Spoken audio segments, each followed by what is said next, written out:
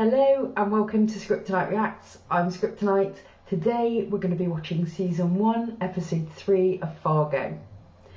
And this episode is called A Muddy Road, and as we discussed in the last episode, thanks to Pulsar 77, I now know that these episode titles relate to parables. And the parable A Muddy Road is actually from Zen Buddhism. It's a Zen parable, and it goes a little something like this. So there's these two monks, one's called Tanzan, one's called Aikido, and they're walking down this super muddy road through the forest. They're heading back to temple, and it's been a horrible storm. Like, the mud is really thick, it's horrible. They get to this kind of intersection, like a crossroads, and there is this beautiful young woman in an amazing silk kimono and sash, and she's stuck. Like, she can't cross because of all the mud. So Tanzan's like, we need to sort this out. Just hop on my back and I'll take you across. So the woman climbs on his back, and he gets her over this muddy intersection and pops her down, and off she pops.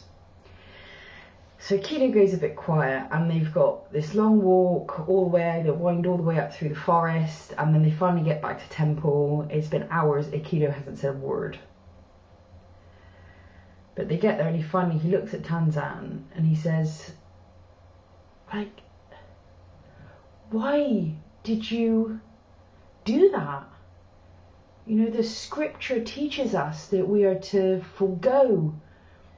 You know, we're not supposed to be near women, we're not supposed to touch women. We've taken a vow of celibacy. And you're touching and having this beautiful young woman wrapped around your body? Like, what are you doing? And Tanzan says,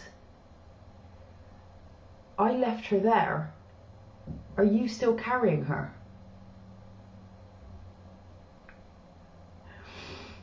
And when I first read that, what I heard was Tanzan didn't have an issue. Tanzan's vows weren't threatened by having that woman on his back. He was able to lift her up, able to put her down, and that was where he left her. That was it. But Aikido kind of was still wrestling with his celibacy and his vows. And so that temptation to him has followed him all the way back to temple. But I did some more reading about it, and what this parable is also about is the fact that, and this relates to this particular form of Buddhism too, Zen, which is about, it basically is more about meditation and intuition than it is about kind of following scripture by rote or observing keen rituals.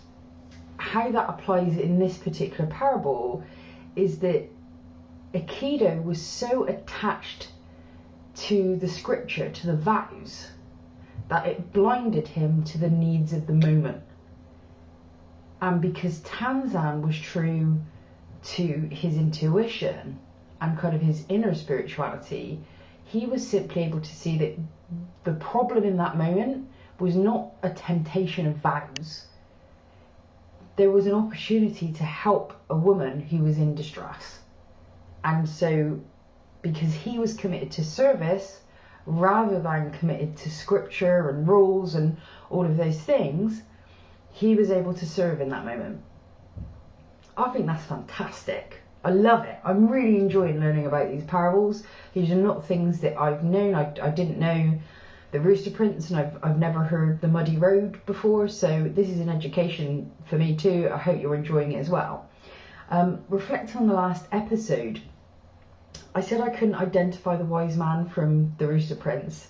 Well, Pulsar came back in again and said that, so I was interpreting the wise man as good.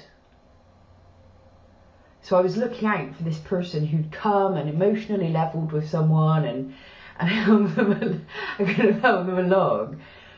But there's nothing saying that you couldn't use those same kind of tactics for bad. And so Pulsar was suggesting that in this, actually the wise man is the assassin. I think that's a pretty solid theory. I certainly can't find anyone else it applied to in the episode, and actually that kind of is who he's been playing in both of the episodes that we've seen. Sort of, he does present himself as someone who's going to help. He really gets you, he knows what you're going through, and he knows how to stop that pain and create something else. So I'm with that. Something else that I was mulling over in the last episode, so I didn't really take a good look at the ransom note in the moment that it happened, but I really had a good look at it in the edit. And then we have the assassin talk to Stavros Milos' soon-to-be ex-wife, and the assassin is digging about, you know, in his book he says he got his initial investment from this uncle, and she's like, bullshit. Bullshit! Which says to me what the letter's actually saying is, we know the secret. We know that this story about your uncle is bullshit. We know where you got the money, and if you don't want us to create some serious problems for you, then you need to give us some money. Which would suggest to me it's either someone really close to him, or it's, let's say, like, he got the money from a drug cartel, or he got it from the mafia or something. It's someone on that side of the fence. So it's someone in his camp, or it's someone in that camp. I can't call it yet. The obvious suspect is the personal trainer, because there was the bronzer on his hands, and there was the bronzer on the ransom note, but I feel like it's too early for them to give us actually who it is. I mean, it might not be, I might be completely overthinking it, but that's where my brain is right now. My money's on Dimitri, but we'll see. I'm really, really enjoying this series so far. I like being able to alternate with Haunting of Hill House. That's really fun. And I said in the Haunting of Hill House video, but I'll say it in this just in case you watch Fargo but you don't watch the Haunting of Hill House. So at the moment I'm going to be aim to do 2 videos a week. So one of Fargo, one of the Haunting of Hill House, and if I have time then I'll do a bonus video on a Friday. So the videos should drop Monday and Wednesday, and then on Friday you may or may not get a bonus episode. It just depends on what my week's looking like. So yes. So without further ado, let's have at it. Someone's having a bad day.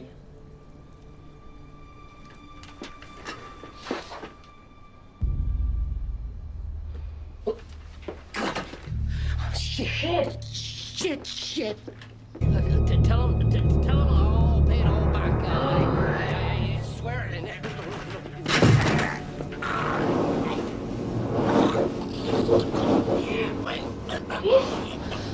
Oh my god!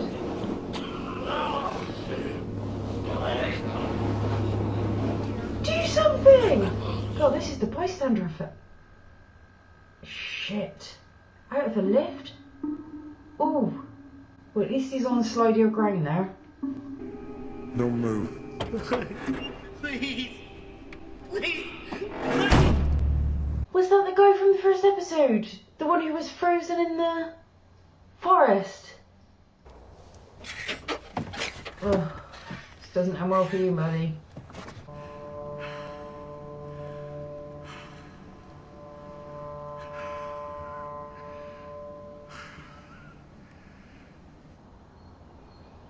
Oh, mate. So Molly is now on that case, thanks to Bill. Just typing away and this other fella comes in, drags poor Phil out by the necktie. And none of you did anything. I heard he, like, slept with a 13-year-old girl. For Pete's sake, Bob, don't spread rumors about the poor man. No, it was gambling, for sure. I got the security tape queued up downstairs. Want to see that? Yeah, I do. So you think this is your guy? Well, the one killed all those people over in Bemidji? Could be. It is.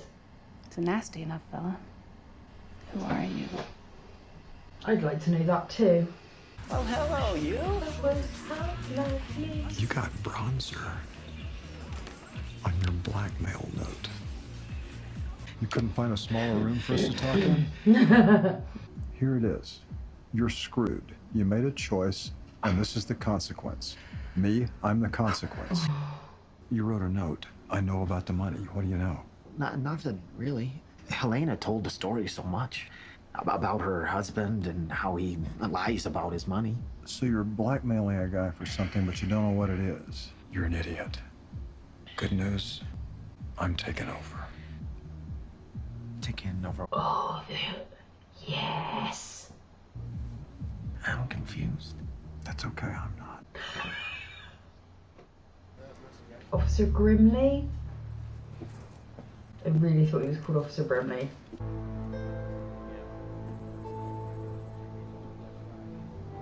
What's he looking at Lester for? Definitely is Grimley. I've seen his badge now. I'm over it. Hey, Maggie. Lieutenant in? Okay. Whispering lady. Lieutenant? He's taking a shit. I'm taking a dump. I pulled this car over the other night, speeder, and, well, I let the guy go with the warning. Well, it turns out that the car belongs to one of the victims. One of the... Oh! I did not get that! Are you kidding me? No, sir. Lester Nygaard. That's who the car is registered to, but he wasn't driving, obviously. So, you know, I'm thinking maybe it might be the killer. Shut up. It's goddamn Sioux Falls all over again. And you're gonna tell them that you screwed up. You, absolving the rest of us of any dipshittery. Yes, sir. Thank you, sir. Shit. The key to life is happiness. Deep. I didn't do nothing. I didn't do nothing. I just came home. I just came. Oh, jeez. Really not happy about the Chief Thurman. What can we do for you? Well, I thought I'd do some work, you know, get back to it. I was gonna run out to see Gina Hess. Who's that? The widow Hess. Got some papers for her to sign. Anyways, did you want to take that over to her? Which would actually help me out a lot, because I got a dentist thing, you know, so. But I mean, if you're not ready. No, it's the 614C, right? ND, yeah. Yeah, widow Hess! Ugh, Dumb and Dumber. Hey, want to hear the most annoying sound in the world? Yeah, they've sure got a lot of energy, huh? They're wolves. My name is Lester Nygaard, and I'm from Monk Insurance. Oh. Oh, well, why didn't you say so? Yeah, come on in. Thank you. Do you want a whiskey? You're that guy. I saw you at the cemetery. Oh, yeah, that's... Your wife was killed, right? And the chief of police. He was murdered at your house, yeah. Right?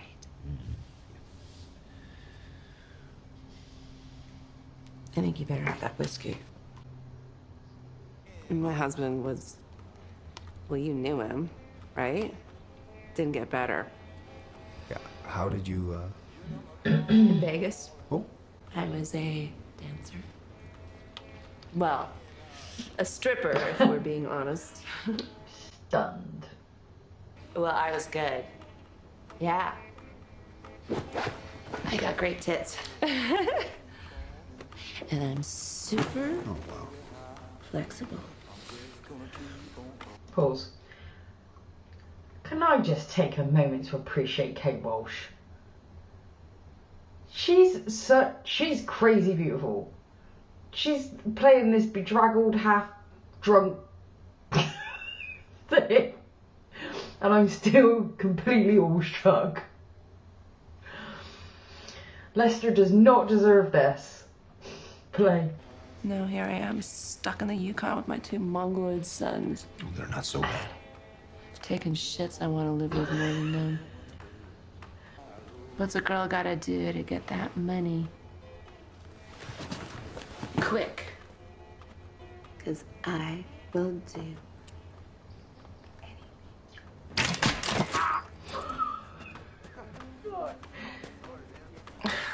Not again. You know you call me calling, baby, when Oh, it's the guys. very high. I'm just gonna keep on calling now, baby, until the day I... What'll it be, Stretch? Need some Adderall. Here we go. 30 milligrams. I'll take 2 of these, think you're gonna nap. It's basically speed. So why don't we say, that'll work. How about a zombie kit? What's that now? Zombie kit. Shotgun, machete, some Bactine. It's a side business, you know, in case the undead come back to life and the world gets all dog eat dog. All right, meth-faced Jesus.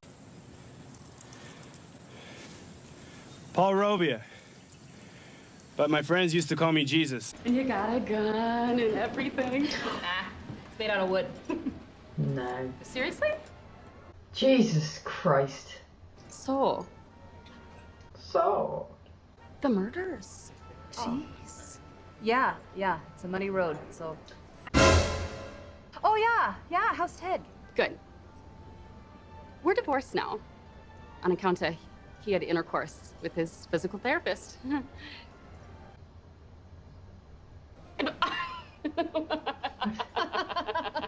But then I met Roger, and we've been dating about 6 months now. He took me to Acapulco. Acapulco! Except he got a spider bite, like on his neck. It turns out the spider laid eggs No. or something. Because we were in the middle of doing it, and all these baby spiders popped out of his neck. Jeez. Yeah. Nope, dog versus deer.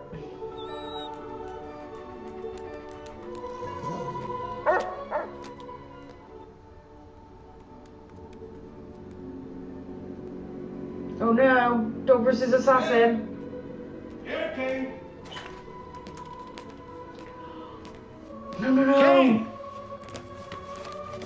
Here, King. Oh shit. Where's my little monster? Come on, King. King! Bloody hell. So he's gonna try and take his medicine and he's gonna end up on speed. It's gonna kill him. Oh, I knew that dog was dead. Son of a bitch.